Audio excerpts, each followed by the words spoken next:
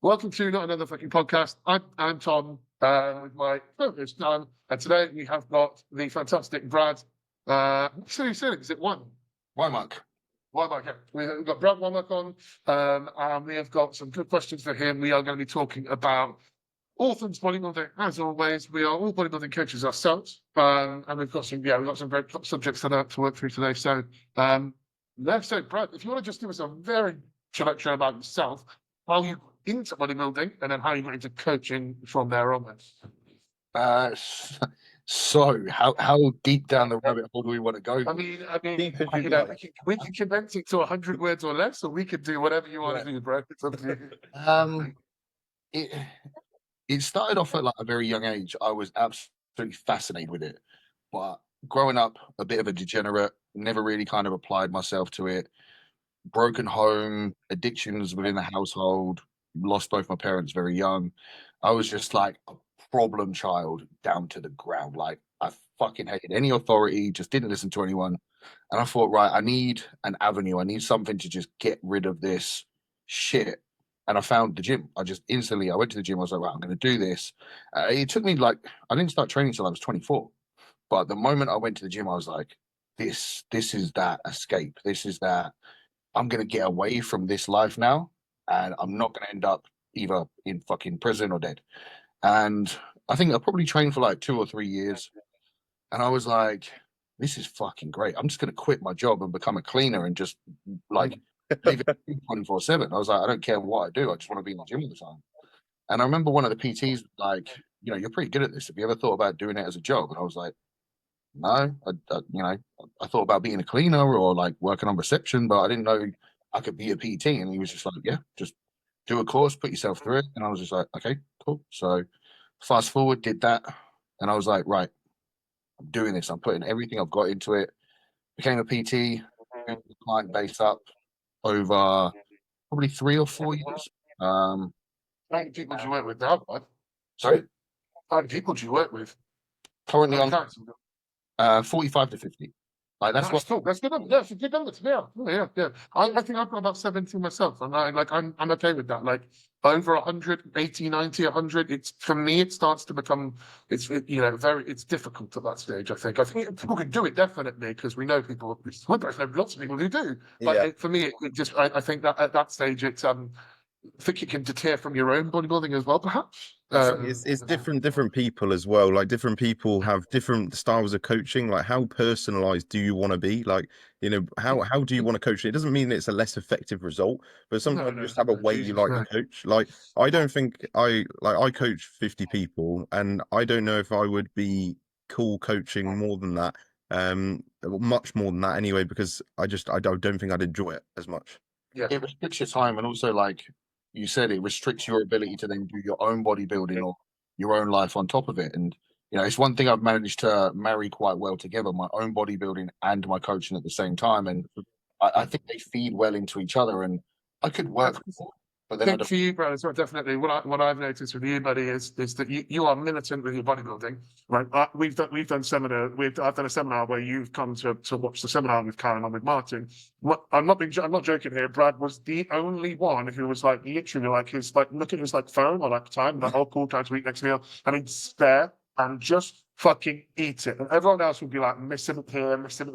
And maybe a couple of them had like a meal that they brought with them, but the son was the whole day. He had like 3 by the time that we were done. I was like, this dude doesn't just like, there's no skipping it. Whereas even like Sarah, she does macro-based approach, but she would have had a big breakfast, she would have had something for lunch, and then she would have had a couple of meals later in the evening, so she'd like break down her food. But every 2 hours, 2.5 hours, I'm always fucking going again. It's just something like, as soon as I started the gym, I was like, right, I haven't got good genetics. I'm just going to be the best that I can be with consistency, because that's something I can fucking do. So I started the gym 8.5 stone when I was 24.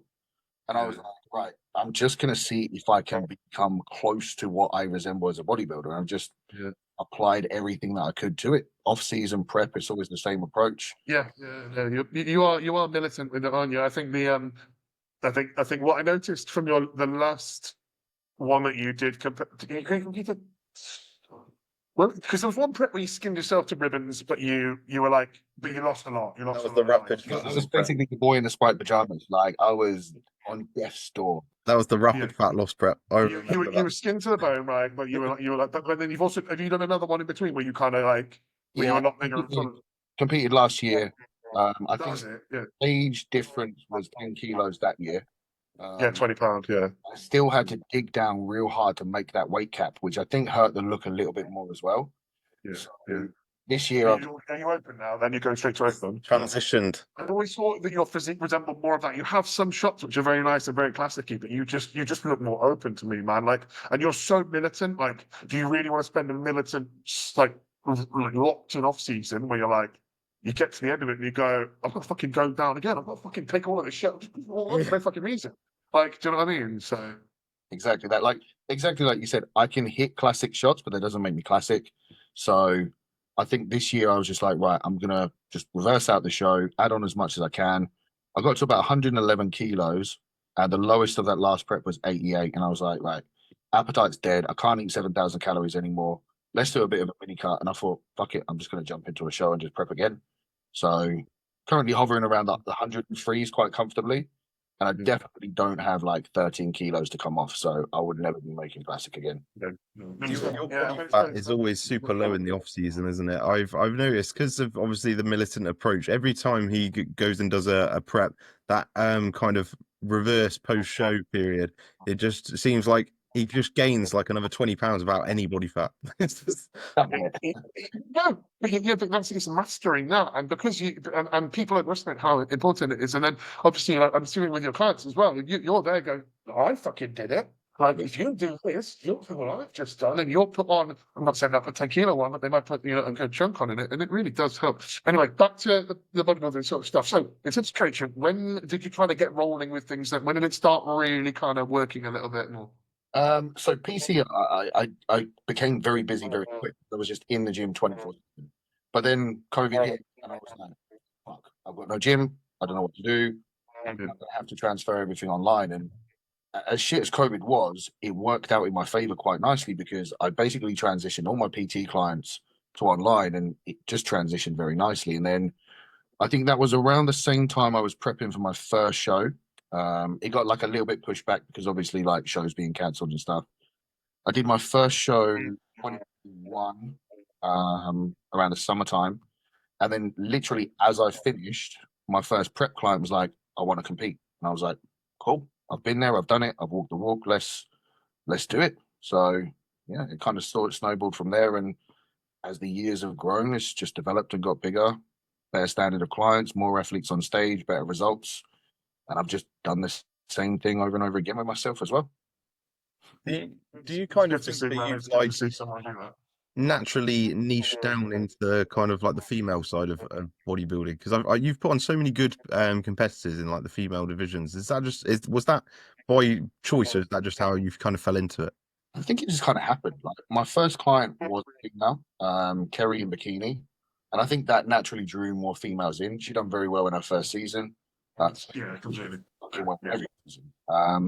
But I think it naturally then stemmed from that. And where I worked with more female athletes, I then focused a lot of my education around that. And I think where I could relate to as best as possible, I think it maybe made me more appealing to some of the females as well. Mm. So you got the clients, and then sort of had you saw the issues that they were facing, and then it was kind of like expanded your knowledge between that, and then you became more specialist at that. 100%. I think like I know it was one of the questions for the podcast, but I think there's not many people that take into considerations the differences between male and female, not Mm. just from a physiological standpoint, but also a mindset standpoint as well. No, massively. Yeah, this is one of those things. I mean, I'm not going to say any names, Brad, at all. But you had a client that you worked with leading in towards a show, figure girl, and then obviously had a horrendous rebound out of the show. Not due to it, because I believe at that point she had kind of gone off and worked with someone else. Again, I'm not going to say any names here. It's not fair to do so. I mean, people know they know. She did have a very, very horrendous rebound from it. It seemed as if it's like, and that's definitely a mindset thing where a lot of ladies have that where they just They love the diet. They love the identity that the dieting brings them and the physique. And oh my God, that's so and so. Doesn't she look good? Isn't she lean? Blah, blah, blah, etc. Instagram, in the gym, all these sort of people being like, wow. Maybe even fucking loads of male attention as well. I genuinely don't know if that's a thing. But like, and then from that, it's just like, oh, it's all out. Oh, fuck, you know. And then the thing that they kind of gravitate back to is, well, I fucking love food and I'm fucking starving at the moment. And it's kind of straight back and then blow up, turn into an absolute marshmallow. And then the cycle repeats. It's just, you know, I think understanding that psychological aspect. And I'm only using her as an example. Yeah, I'm not going to say names because that's just not fair. But, It's 100%, as you say, it's that dopamine chasing effect. It's, I've now not got this attention. I now need something to crave that kind of feel good factor, that kind of, I'm feeling down on myself. What can I do? Food's always there. There you go. Yeah. Yeah, and ultimately, and your appetite's horrendous at that point anyway. So it's not as if it's just like, you know what I mean. It's continuous. Oh, I can keep getting this dopamine feeling, like, you know. And this isn't misogynistic by any stretch. Women are more susceptible to that. They just are. They generally are, and they don't have any grace period. So with blokes, like we've said this before, me and Dan have said this before on the podcast. If you stay on a small amount of Trembolone and a small amount of test and mast and Supremo, keep your T3, T4, your Clenin and all of that, do a little bit cardio, eat some shit once or twice a day, but still roughly stick to your diet. As a bloke, you will just look really good from doing that once you finish the prep. You will stay in good nick and you will look sound. You might get a bit puffy around the face, but you will genuinely be fine. Whereas with a woman, you don't have that luxury in terms of the anabolics. You don't have that luxury in terms of the genetic predisposition. You are just kind of stuck to start doing that. And you know what? It's also the systemic toxicity of like using all of those drugs, because that hammers your appetite anyway. Like as soon as you add in things like Trembolona, particularly at like higher dosages, that is ruining your appetite. You know, there's a reason why people don't recommend using a large amount of it in the off season. Especially if you're running orals as well, like, you know, but that's the thing. If you just finished a prep as well, your appetite's still high no matter what with those drugs in, isn't it? As well, like even with Chen and fucking. If I'm on the prep, I'm 2 weeks down, and I'm on, you know, a Trembolone and Anadrol, 200 mgs of Anadrol. I'm still starving. Like, I'm still fuck. Yeah, I'm still on fire. Yeah. Us as males, like post show, we can manage our hormones however we want. Just put more in. You'll always look like a bloke. Like you always, no matter what you take, what you do, when you take it, you will always look male. Like you will just be losing your fucking hair, or you'll have a big fucking bushy beard. Like, Jesus. For a female, like post show, hormones are in the fucking gutter. And then if they're working out and rebounding and smashing shit tons of food, they're even causing more further problems with digestion and hormonal regulation, which the females didn't get dealt the good part when it comes to. Of course they did. It's just part of it. But it's understanding how to manage that as a coach, which you probably do very, very well, Brad. Is that big factor for bodybuilding, and that's why the longevity of female competitors, unfortunately, is about a quarter of the time that it is for males. On average. Yeah, I think from the coaching point of view, obviously bodybuilding's still a very growing sport, and it wasn't very female dominant back when people first started getting into the coaching industry. Like it's come a long way over like the last 10 years. We've gone from with the bikini classes being an opening point for it, following in, and things like PCA doing turn figure, like very feminine looking classes, very very like socially acceptable and social norm classes. It's great, for getting them in, but also it does open the floodgates a little bit, doesn't it? Well, also the coaches in the industry previously have been used to working with just loads of men. They're fucking dreadful for that, mate. Honestly, have you ever seen some of the old stuff for women? It's just it makes you. What's going on? The trouble is they treat women like just small male bodybuilders, and that's why I wanted to bring Brad on, actually, was because he's one of the people that is very like more scientific based in actually how to coach females healthily, and understanding, more safer use. What have we got questions wise then, Dan? What have we got for Brad? I know you wrote out more questions than there are fucking tattoos on a prison convict's body, but carry on. I sort of wanted to ask about, where do you feel like the main differences in female physiology and mental side of things from a coaching perspective are? Where do you think are like the common misconceptions with where people that are predominantly male coaches tend to go wrong with coaching women? I personally think one of the biggest and obvious ones that's overlooked that I think a lot of people don't take into consideration is the female mindset in a prep. And us as males, we're like, bro, we're fucking jacked, we're peeled, this is sick, I love this. For females, there comes a point within that prep that they actually feel very subconscious. Because if we walked around the street with a t-shirt off, people will be like, oh, bro, you look. If a female walks around the street looking jacked and peeled with striated delts, they're getting stared at and they're going to be made to feel very, very fucking uncomfortable. And there comes a point, I feel, in a lot of females' preps where they really start to question themselves and thinking, fuck, like, I don't feel feminine anymore. Like, people stare at me. It's making me feel self conscious. I feel shit. And then they really fall into this negative mindset cycle of, oh, I don't think I like this anymore. And I think that's something that's hugely overlooked, especially if you're a male, because we don't look at things like that. We don't think to us, we don't worry about our femininity because it's not even something we have to take into consideration. As we know, females, they diet down, boobs start to shrink, bum starts to shrink. That's their female characteristic. That's the thing that makes them potentially feel good about themselves or more female. As they diet down, they then, I don't want to say start gaining male characteristics, but from a social standpoint, people will look at them and go, oh, look at them. They look very fucking manly, don't they? And that Yeah. can be damaging for their mindset. But I don't think men think about that as a coach. So social norms can be things that are considered more feminine, not necessarily that they are more feminine, start to deteriorate, like body fat in certain places and stuff like, hips, glutes, and boobs, like, all of those areas can start to cause that. That's actually a really interesting point because I hadn't even considered that sort of perspective because I coach a lot more male bodybuilders compared to females to think about the actual societal outlook on it and how you can look your best and that can be really cool, but it isn't that cool if it's not as publicly accepted. Whereas for male bodybuilders, everybody's just like, looks awesome. You're like, people idolize you when you get that lean.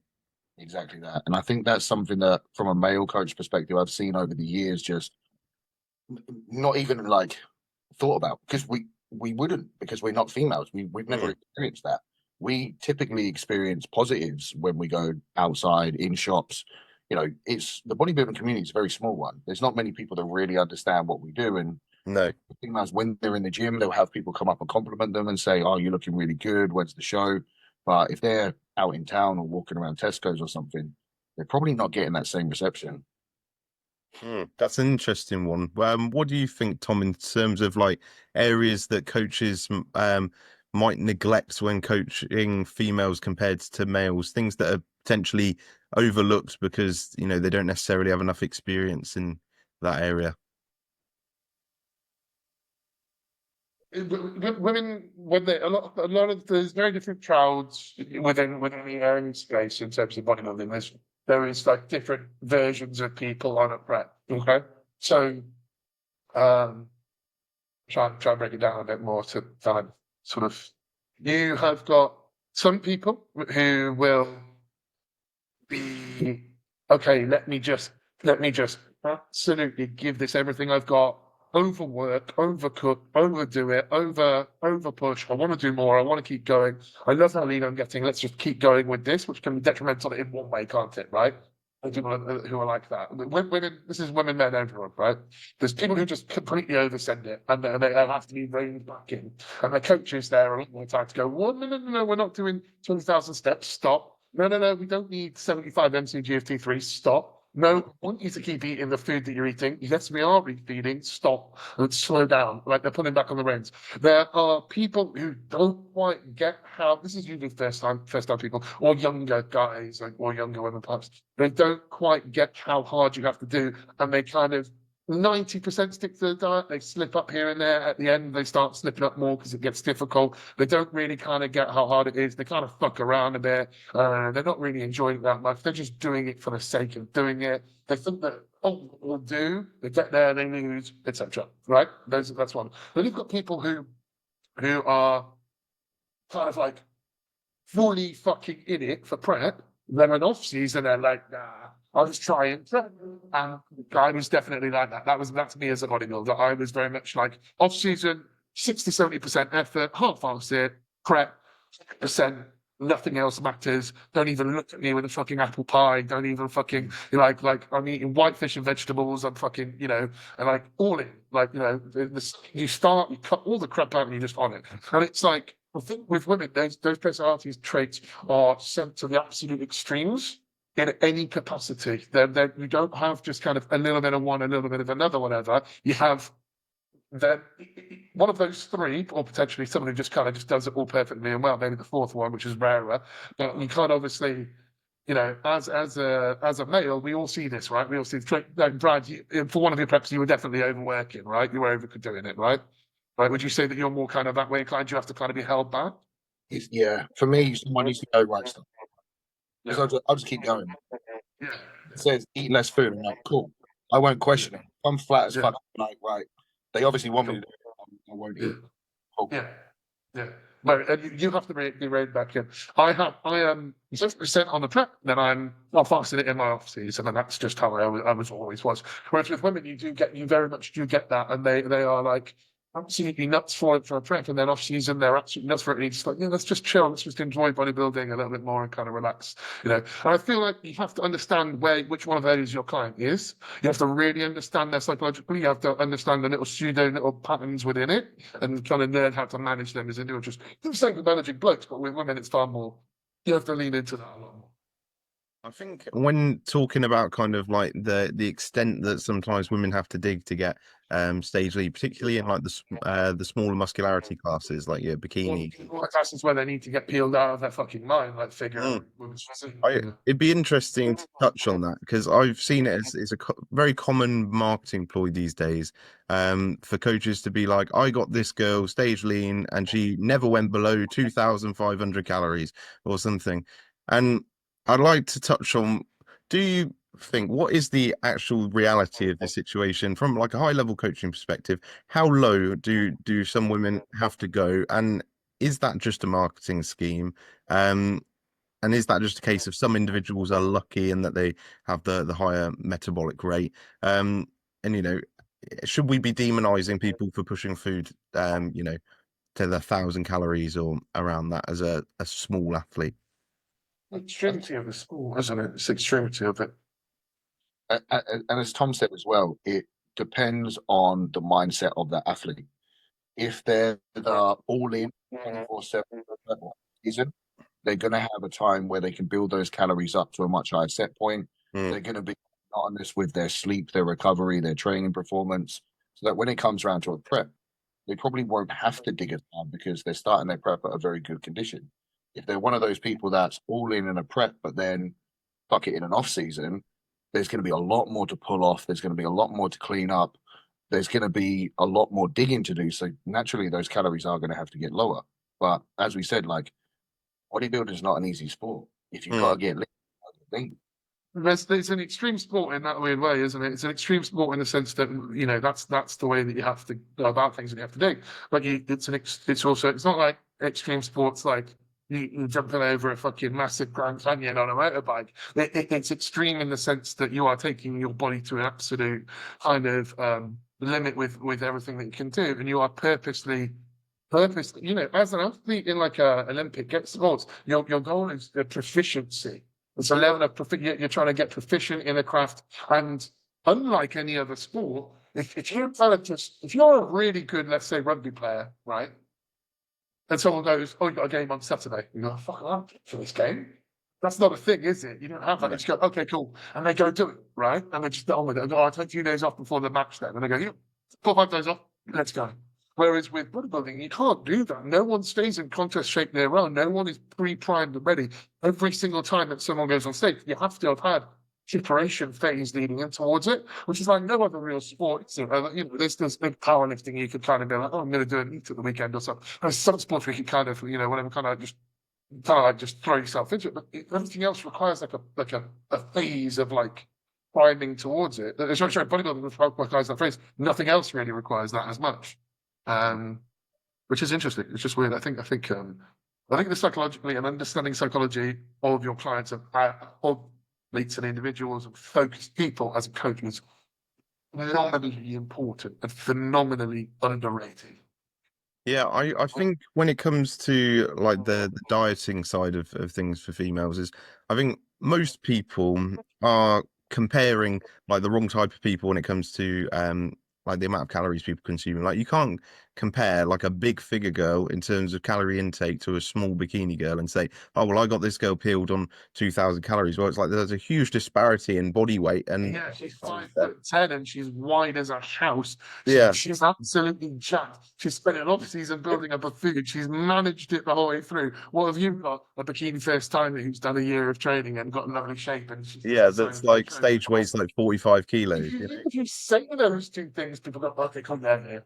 But the thing that I think people, coaches could be doing better at is yes, people have to go to low calories, but it's how you formulate the diet at those low calories. So I Yeah. think people could be much more focused on nutritionally dense food so that you're still prioritizing the correct nutrients, also prioritizing essential fats for female athletes. I think those are things that could definitely go because it's like, yes, maybe you need to go down to 1,000 calories, but how does that diet need to look? Yeah. What's Because the macro setup for this diet? How does your protein look? Where are your foods coming from? Is it all fucking peanut butter for your fat? Are you eating fucking Biscoff for your fat source, or have you got some sesame oil and avocado in there, and you have 3 lower days and 1 higher day? Do you have a rotation? Does it so at least you're getting some days where things aren't totally fucked. Absolutely, completely. I've seen this quite often with this is where the male versus female thing tends to go a bit pear-shaped.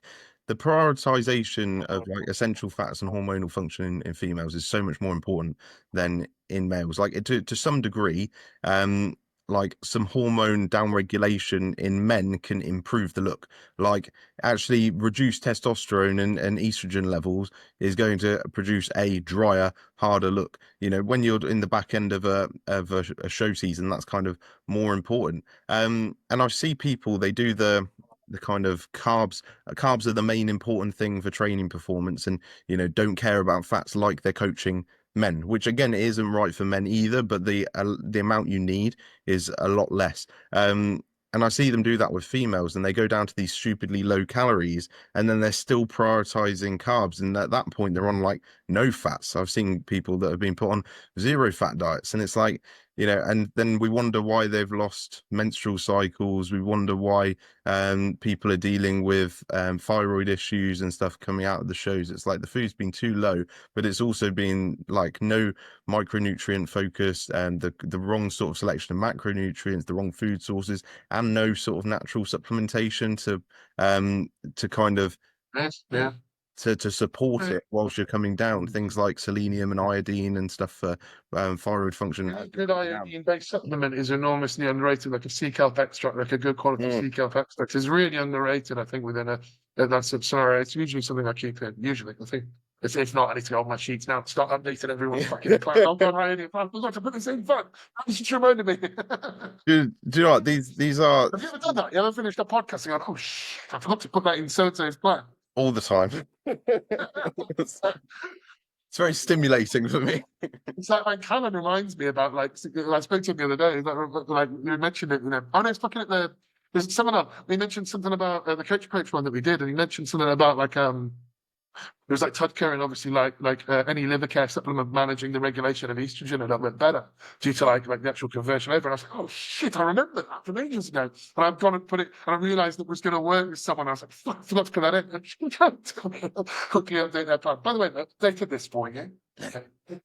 Brad, do you think there's like any sort of more things that people should be doing when they're dieting people to that extent, and any supplements that you think more females should be looking towards that potentially are overlooked commonly? I think just supplements as a whole. It seems to be like, and kind of like covering the whole PED subject. I think it's a mindset, and I don't know whether it's social media or lack of education, but it always seems to be like when an athlete wants to go to that next level, it's like Anavar. I definitely need the Anavar. Like, but you're not taking any of like I've had clients come to me before. It's like I'm thinking about taking Anavar, and I'm like, okay, what other supplements do you take? None. They're not even taking creatine. And I'm like, what? I'm like, there's so many avenues that you've got to feed you, like zinc, magnesium, melatonin. like all the simple basics that's going to help with recovery, sleep. It's just making you more of an efficient bodybuilder, isn't it? Like, It's like, why do you want to take the thing that could potentially cause the most issues? There's things that are not going to make you a better bodybuilder, but they're going to make you healthier at the same time and give you a much longer life within bodybuilding. Yeah, And I also, think that sort of goes into the PEDs like hierarchy and how you actually transition into first exposure as a woman, because I think that's something that people look at it in the same sense as men and just be like, oh right, first cycle, let's just plonk something in like an anabolic, you know. But there's so many other pathways that we should probably be looking into before, considering obviously the impact of anabolics on virilization and the length of exposure and kind of the lifetime career length of female athletes, especially with virilization playing into judging for the more female categories, is kind of, you need to be looking at the cycles from a female perspective. It's like not just from a compound point of view, but also from like when you actually start gear. Like, you know, should you be starting gear as a 19-year-old bikini girl? No. no, well, yeah, no, yeah. So. What? Unless it's for a pro card. It's like, no, of course you should. Yeah, absolutely. Come on, then. Do it. You guys watch that video? There was a YouTube short going around or an Instagram short going around. And this woman was like, the guy says to her, the guy's interviewing, he's like, are you nutty? And she goes, no. And then she was like, oh, so what's your cycle? And she goes, oh, 10 days of animal. And I was like, all right, okay, yeah. True, send it. She goes, and when he goes, and we're doing the T3 as well. We're doing 10 micrograms of T3. I'm like, what?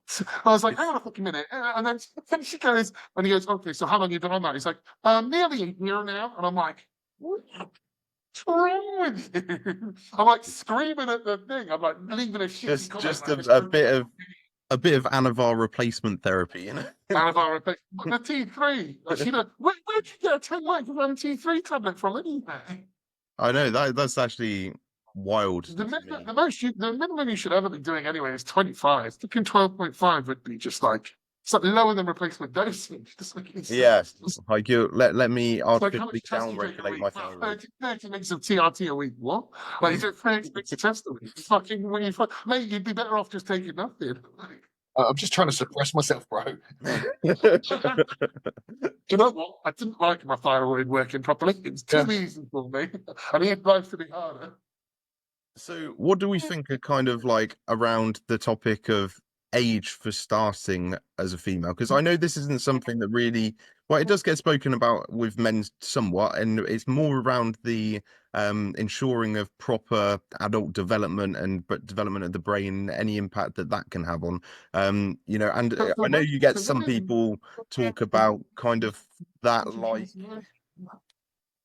Women go through puberty earlier.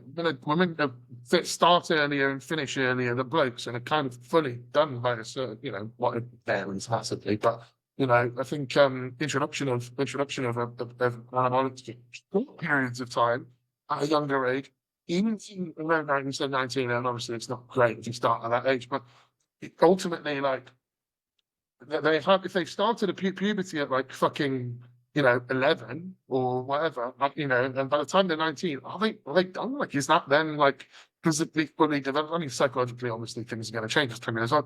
But small amount of usage during once a year, twice a year, at very minimal amounts. I don't think that's personally. I don't think that's that big of a deal. However, from a bloke. I mean, God, Brad, I've got a funny one, and he won't mind me saying it. What's the youngest you've known that someone take steroids, like a male? If someone consulted me 16. 16, that's, yeah. Dan, what about you? I had a Brazilian kid at 17. Okay. I had a client who started taking stuff at 15, right? He was like, I was like, how old are you now? And he was like 18. I was like, and he was like 17. I was like, have you been off since? And he's like, yeah, I did it for my first show, and then I've come off. And then I'm like, oh my God, right? Well, I just have to manage this as best as we can. And he was being calm already, so it was just like, okay, I think coming off and on is it's probably not great. You just have to TRT you here and just accept that that's the cards that you've drawn. But I think Ross Kerr and you won't mind me saying, started at 14 or 15 as well. Wow. Yeah, I think he was on Anadrol and D-Bol, like rotating 6 weeks on one, 6 weeks on another. Oh Like my 15. God. So like, in high school, he was started steroids. Yeah. I don't even think I started puberty at 14. No, me either, mate. It's like, Yeah, Ross had a super puberty. Maybe that's the reason he looked so fucking good. Maybe he should start. he did a Lee Priest. That's what he did. It's like, Well, Lee started really young, didn't he? Lee started at 17, didn't he? yeah, well, there's always loads of controversial takes on that. Loads of people, because of how good Lee looked when he was like 16 and 15 bodybuilding, people are like, he must have been on gear, but also, No, I don't think he was. I think he's just. I don't think he was. I think he did start very young, though. I think he's. Yeah, but then I think Cuba started at 16, 17 as well. I think Cuba started pretty young, from what I remember him talking about it. I don't know. Maybe It's that was interesting. 4 years ago. Yeah. His mum was a pro bodybuilder, so he was just he's way, wasn't he? Sorry. Lee was his mum was a pro, wasn't she? Yes. Yeah. Exposed to it from birth. So someone Yeah.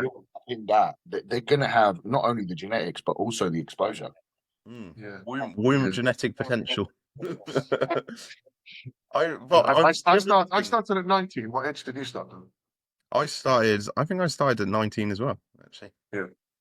It was just after my 19th birthday. I started. Yeah, it was still a bit too young. Looking back at it now, I do wish I'd probably waited a little bit more, maybe until I went to university. But ultimately, like it doesn't make any matter. So. What about you, Brad? When did you start? Well, I started training at 24. I trained natural for a year. This is pretty fucking boring. So first year, so I wasn't young, but it was only my first year of training. So Yeah, but that's actually probably a good thing because it's probably affected 0 of your brain development. So well done to Brad for not doing the same mistake as us. I did before that is what fucked up my brain.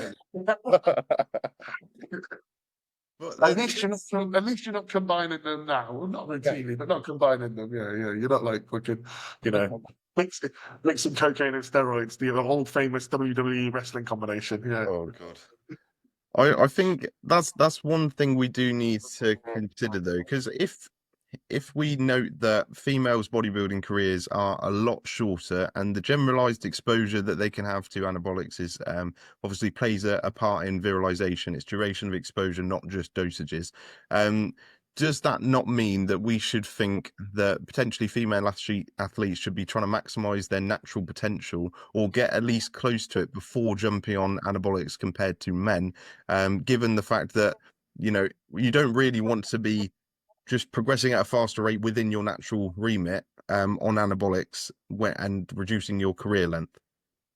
I think from an ideal perspective, yes, we want to utilize everything other than the androgens for as long as physically possible.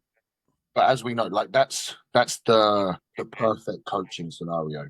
But Yes. the client's adamant that they're like, I'm taking fucking Anava. Yeah. Have to then manage that the best we can and say, right, you're going to do it regardless. Yeah. If I tell you no, you're probably going to do it behind my back. So I'd much rather know us at doing it and we can do it together safely. So it's managing the expectations of the client and the mindset of the client. So, when you guys were 19, if someone turned around and said, look, don't take gear, you'd be like, what? I'm going to do it anyway. So it's a coach there to say, right, okay, you're going to do it. Let's do it in the right way. Let's start here. But in an ideal situation, you'd want the client to just fully trust in what you say. And you can say, right, let's go down the complete non-androgen route first, or all of these for as long as physically possible. If you're happy with the progress that we get from just these, you might not even have to go down the androgen route. You might get to a point where you're like, do you know what? Yeah, I've seen great results from this. I now don't want to take the risk of messing up my femininity. I don't want to potentially do this for the next 3 or 4 years. So do I want to take that risk? Or they explore it for as long as possible and then say, right, I've done this for a while now. I now want to take it to the next level. I'm thinking about Anava. I'm thinking about Primo. What do you think? And then obviously you can take it to the next step from there. So if we were talking to like a female, sorry, Dan, before I forget, really sorry, Dan. Sorry, I have a really good question you couldn't answer. Okay, let's hypothetically say both of you guys get, and I'll explain how I would run it. Obviously, how if you've got a woman, let's say she's prepping for a show, you both decided that show is where your first usage is going to be, and how she's going to go about it. Let's just say athletic figure within PCA, right? That, you guys both know the kind of the criteria for that as well. This Yeah. is a very well developed female. She's got good kind of response to everything. She's in a good way. She knows what she's doing with diet. She's maybe used fat burners before, but she's never taken actual anabolics. Let's say you're at 8 weeks out or something, and you decide that's when you're going to start your usage for the show. Like, how does that look for you? Like, Brad, what's the kind of the cycle that you go for at that point, like, to begin with? It can be a tricky one because you've got to understand the comfort of what that client has. Are they okay with injecting themselves? Do they just want to orally? Then it's then that having that conversation is like, right, what do you feel comfortable with doing? If they're like, do you know what? I'm an open book. Let's just fucking explore anything and everything. You've then got to have that kind of, and potentially you're hoping that you've got some data to kind of work back from to maybe understand how their body might respond. Because as we know, Anavar and Primo can work very differently within a female. I've had some We're very different people. Yeah, absolutely. Yeah. I've had some run Anavar absolutely fine, and I've gone, okay, cool. Let's take the Anavar out. Let's try some Primo. Within a week, my voice starts cracking. I'm like, nah, absolutely not. Like within a week, you don't want to push the second further. Like fuck that. I'm over. So if you've got 8 weeks, I also want to think, right, is this till the first show? Are we planning finals? Are we planning Euros or anything like that on top of it? And if they've got the standard of saying, right, if I'm looking at this athlete going, right, this is our first show, we've got 8 weeks till the first show, this person could potentially win a British or place very high. I'm then potentially thinking, right, do I want to run Annabelle for these first 8 weeks into that first show? And then potentially go, right, now I'm doing the finals, that's another 4 weeks. And then we've got Euros afterwards, 6 weeks. And I'm like, oh shit, we can't keep pushing those for 16, 18, 20 minutes. And it's like breaking it down and thinking, right, what's the bigger picture here? How do I want to periodize these PEDs? Are there things that I can use for these first 8 weeks to kind of push us there nicely and then go, right, now it's Anavar for the last 8 weeks? Or do we go, cool, Anavar for this first 8 weeks and then just play it by ear from there and then just pull it out afterwards? No, the dosing points for you. It's not just doses, though, isn't it? Yeah, but just like in general, like where, like if you start in green and bottom, where does that kind of sit, like a rough sort of kind of starting point, like. I would only depending on the athlete. If it's within a prep situation, I'd like it to be as close to the show as physically possible. Yeah. And I would start as low as physically possible, and then just see how is that dose response, how are they feeling, how is their performance, and then just Yeah, I that's think nice. minimal usage is tends to be the main thing that comes there. Like when you've got to think about a long season ahead of you, and it's 8 weeks till the first show, but you don't know what shows are going to come after that.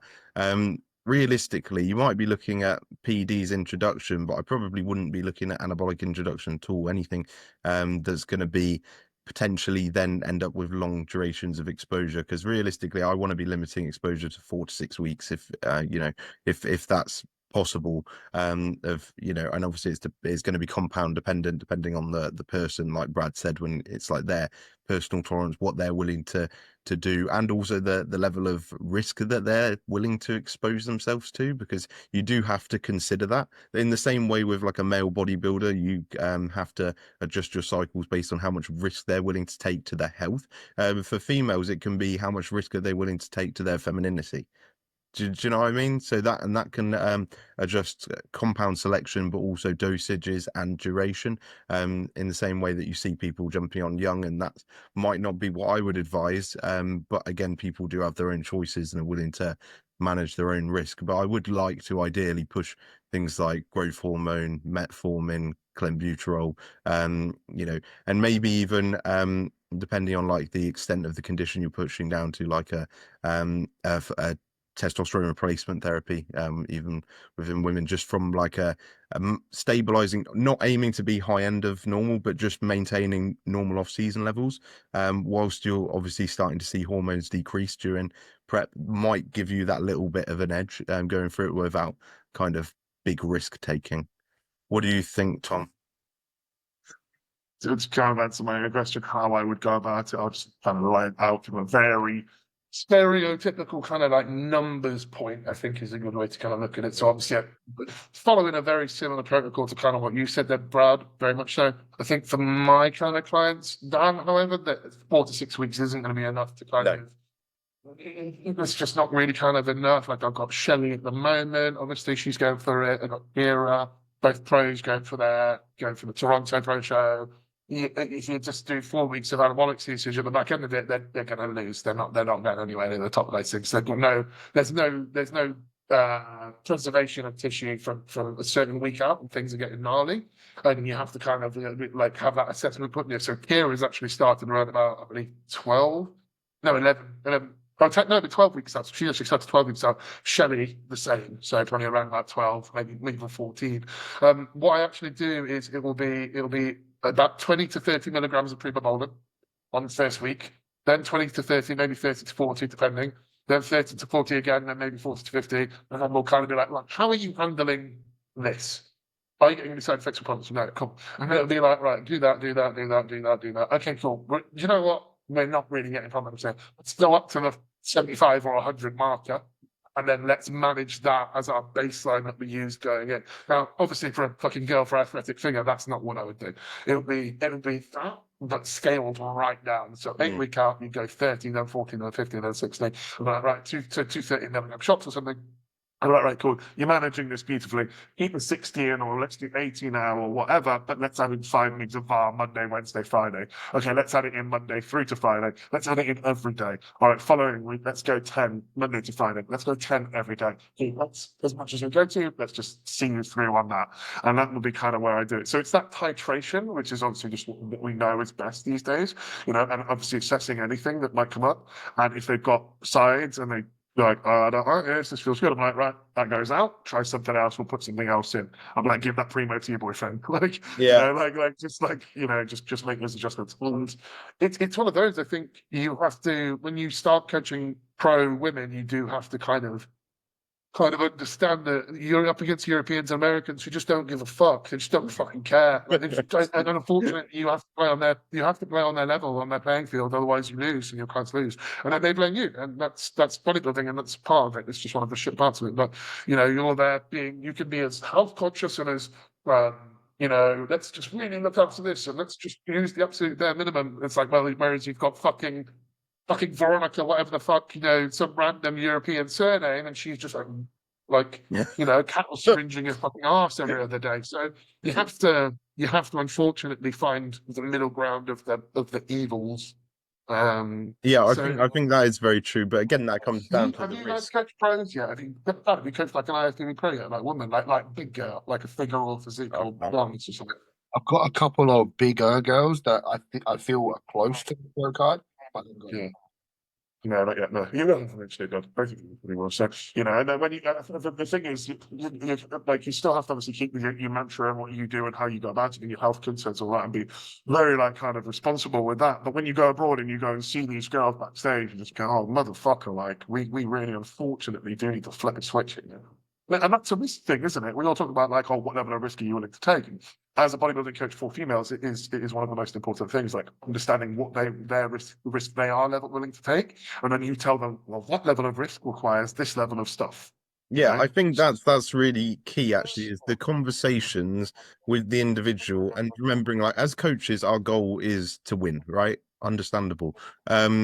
But also it's not for us to make the judgment calls on other people's risk tolerance. So, when you have somebody fine, but it's not fine. that's competing for like pro show wins, that's probably their career, right? That's their livelihood and their career. The likelihood is they're going to be willing to push a lot more. And if there's somebody like Tom's girls, they're already big. They're already not really worried about looking like the average girl, because they do not look like the average girl. Do you know what I mean? So at that point, they are focused on the result in the same way that any top pro is, because the amount of effort that needs to go in to become that good.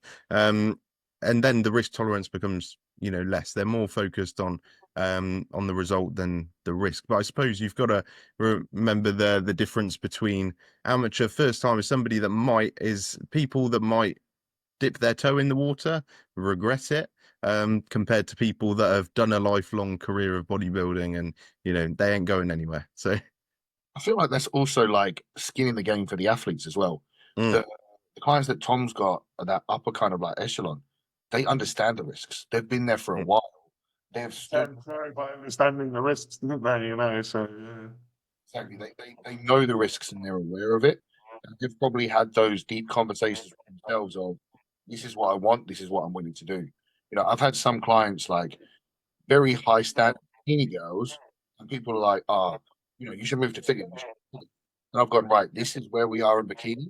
If you want to move to figure to gain that muscle, to gain that size, this is now the risk that we have to move to. And they're like, I don't want to do that. And I'm like, there you go, then there's your that's answer. your answer. Yeah, that's where I think those conversations can be really insightful, and it's the same with, it should be the same with men when you're asking people about like that, taking that next step is, you know, it's understanding your risk. For me, I think the biggest importance is people, we can't make decisions for people, but we can give them the information so that they can make an educated decision. So I think if we have those conversations, that makes a big help. I think one thing that would be interesting to talk about is how you guys go around tracking virilization with women through these escalations and initial exposures. If So the first thing I always get them to do, and the same as checking pictures, I'm like, pictures. I make it very clear. I was like, I do not need to see these pictures, and coaches do not need to see these pictures. But obviously, with virilization, clitoral enlargement is probably one of the biggest ones. I was like, take a picture. fucking hell, I was wondering where you're going now. I'm like, hang on, what the fuck? And I'm like, okay, yeah, okay, now I gotta go. I want to see that shit. I'm like, Good. before we get, I don't and don't need to see it. This is for you only. Like, as we know, like, same with men, same with females, they get heightened towards these things. Like, if a coach tells you your clitoris is going to become more sensitive and it could potentially grow, what do they keep doing? They keep touching, they keep feeling, they create irritation. I'm like, Mm, just take a picture every 2, 3, 4 weeks, take another picture. Has it changed? That's what you need to be aware of. Also, That's voice. really so weird to write into someone's program as well. Be like, hi mate, so we're starting your pre-ball, and as we spoke about, so your show's coming up. Do me a favour, make sure you take a picture of this. Show me, I don't want to see it.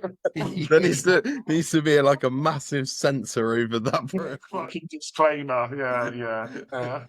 Do not Don't send want to me see any the photos ever. I find it's one of the easiest ways for them to have peace of mind and also guarantee that there's any changes going on there. It's like when people are like, oh, stomach issues, and it's like, oh, like I don't want to see a picture. Shit, just tell me how bad it was. Like, you got the run time, like, Jesus Christ, I don't want to see. Like, oh, you got that stuff. Like, okay, cool. Like, let's sort out you figure this. I want to see you fucking clear floating around, mate. Like, it's so weird. I'm all right. Bodybuilding's weird enough as it is. I already stood there and shaved people's like arses and stuff before. I don't Yeah, I'm pretty sure my family thought I was gay when I got into bodybuilding from all of the turned up men. Like, so I don't need them thinking I'm any weirder already. Do you know what I mean? It's but I think What also questions have we got, Dad? Have we got any super mega awesome questions for super mega awesome. Go on, find the juicy ones. We've been talking about health this whole thing. Anyone doing cardio listening to this has been like, oh god, now I feel like bodybuilding's not worth it. I'm going to be unhealthy. I'm going to fucking. Okay, well, I do want to ask people's thoughts on the new fit model class because I know we're going to have varied opinions. Oh, okay, yes. From a coaching perspective or from a bodybuilding perspective? I just think all perspectives. What are your personal thoughts on it? You know, like, do you think it's a good idea? I think I'll answer it with my coach head first, then I'll answer it with my bodybuilding head afterwards. Yeah. Tom's going to answer it with a bodybuilding head. I already know. From a coach perspective, I think it opens up other opportunities to grow the bodybuilding, to make it a bigger, more community thing. From my meathead bodybuilder answer, I'm like, it ain't fucking bodybuilding. Someone could just look good and step on stage. And I think it discredits the females that do work really fucking hard and diet really fucking hard. You could have a sprinter athlete who diets like literally an athlete sprinter who's never done a bodybuilding thing ever really. She's just a mixed race lady with very good genetics, very good genes, muscle bellies that kind of flow nicely, who diets herself down and goes on there, and that's her thing. So opinion on it is no. Bikini was already the entry point. Did we need to make the entry point easier? No. Does it make more money for the shows? Yes. Does that help grow bodybuilding and start more ladies getting into bodybuilding? Yes.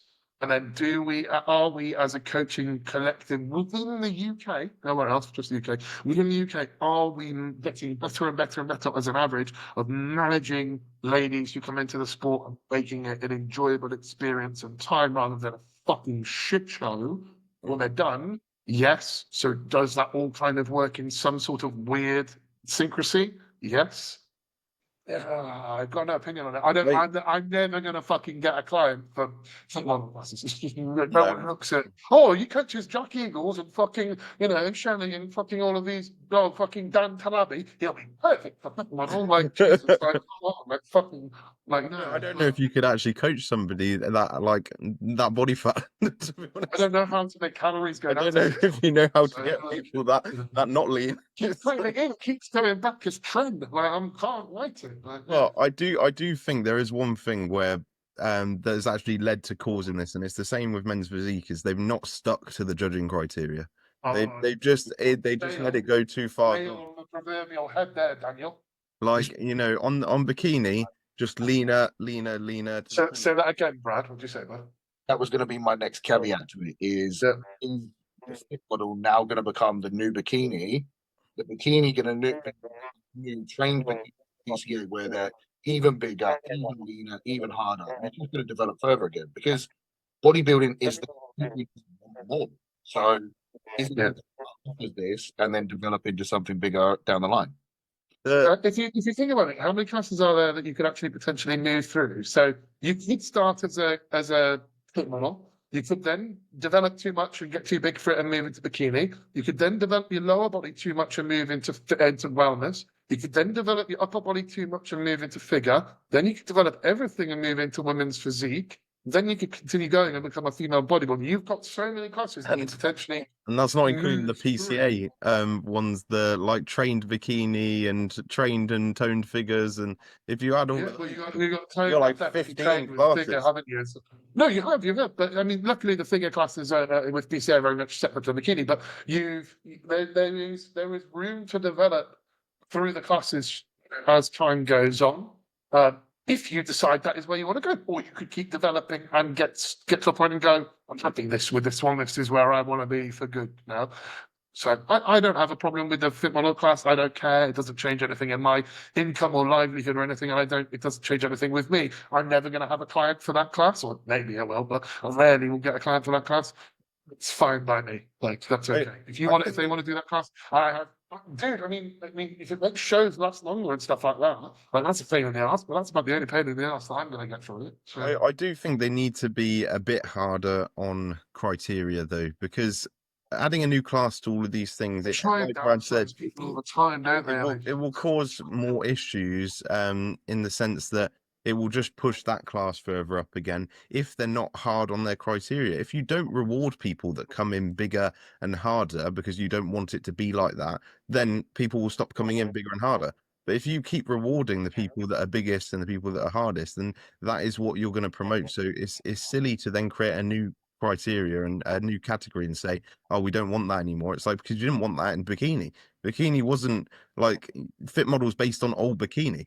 So it's like the criteria is the same, so I think they do need to start being a bit more on it and like, what is the look that you actually want to go here for? Because I know. It's not just management. It's not just managing a criteria within a smaller selection of shows. It's managing criteria across multiple countries, multiple areas, multiple head judges, multiple pro qualifiers with tons of Olympiad judges and stuff like that, because, without any of the NAFP, you really are kind of, progression will just happen automatically in bodybuilding, and unfortunately, there isn't anything that you can really do.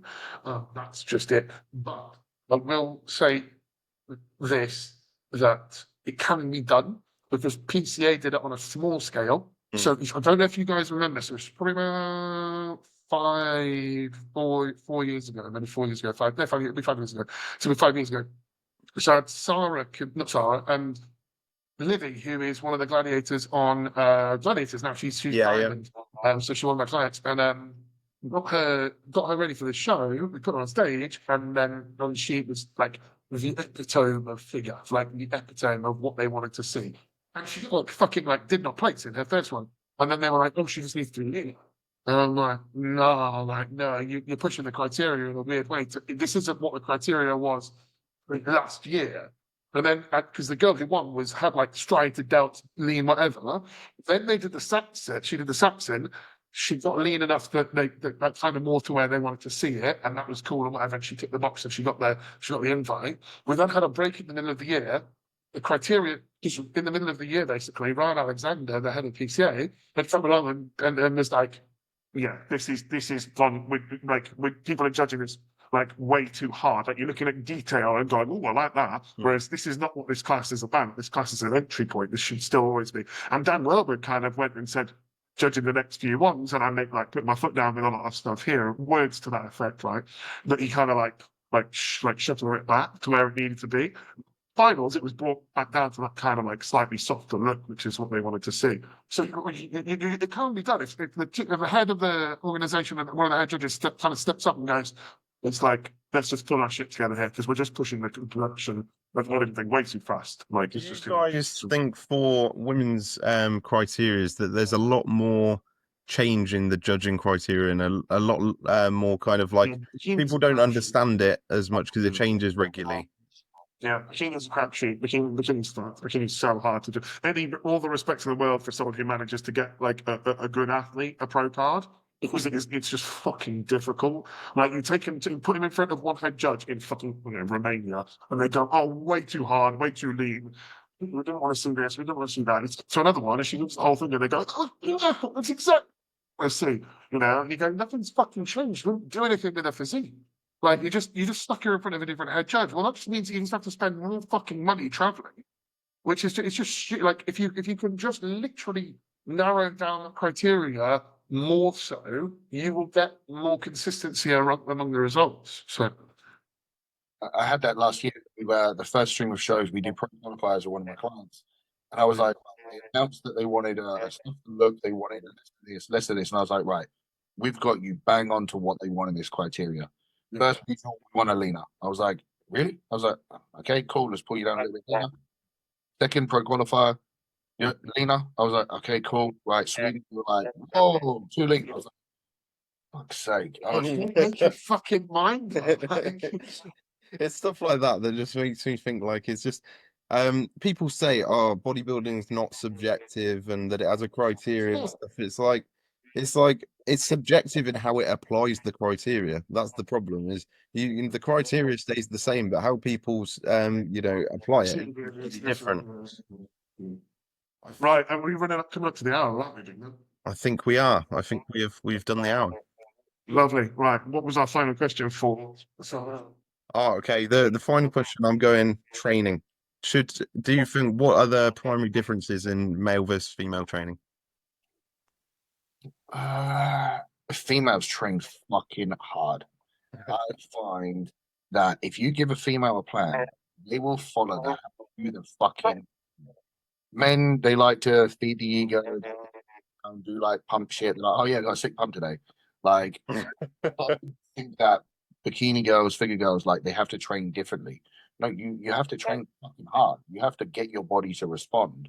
And okay, there might be systemic fatigue markers that you have to take into consideration more. You might have to take hormonal cycles into consideration more, but ultimately they love to train fucking hard, and women can train really fucking hard.